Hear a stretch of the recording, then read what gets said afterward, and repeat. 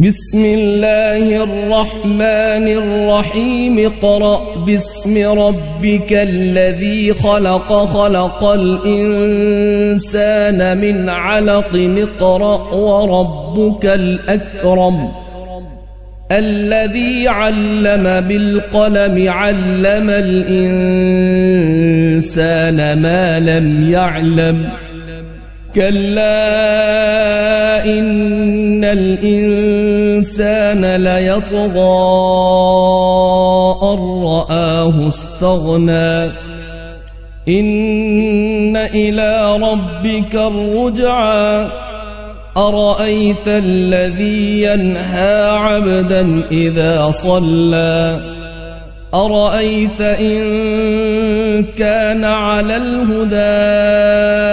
أو أمر بالتقوى أرأيت إن كذب وتولى ألم يعلم بأن الله يرى كلا لئن لم ينته لنسفعا بالناصية ناصية كاذبة خاطئة فليدع ناديه